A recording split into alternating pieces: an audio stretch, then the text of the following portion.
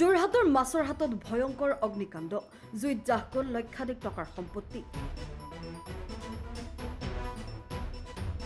যোৰহাটৰ মাছমজিয়াৰ মাছৰ হাট বৰনামঘৰৰ সন্মুখত শনিবাৰে সংঘটিত হয় এক ভয়ংকৰ অগ্নিকাণ্ডৰ ঘটনা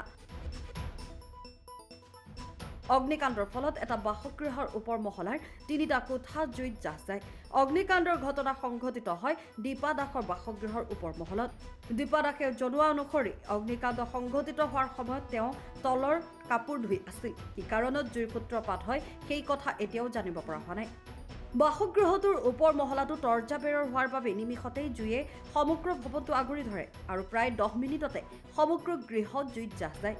অগ্নিকাণ্ডৰ ফলত লক্ষাধিক টকাৰ সামগ্ৰী জুইত জাহ যায় বুলি জানিব পৰা গৈছে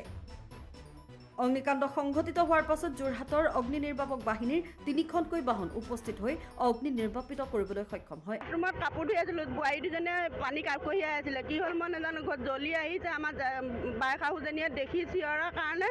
ওলাই আহি পানী ঢালিছোঁ পানী বালিয়ে আনিছোঁ বালিয়েও কাম কৰা নাই তাৰপিছত গাড়ী মাতি পেলানি জুই নুমুৱালে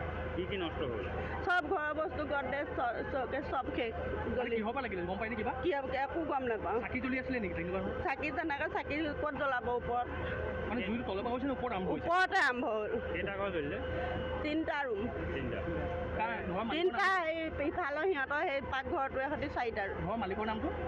মালিকৰ নাম মই দীপা দাস মানুহজন নাই এতিয়া গোটেই চব জ্বলি গ'ল নেকি সব জ্বলি সব জ্বলি গ'ল কি জ্বলিল আপোনাৰ বিচনা চকেজ গড্ৰেজ বিচনা সব আপুনি গম নাপায় কিহৰ পৰা হ'ল গম নাপাওঁ bureau report time of Assam সময়ৰ খবৰ সময়ত পাবলৈ ফলো কৰক টাইম অফ আছাম।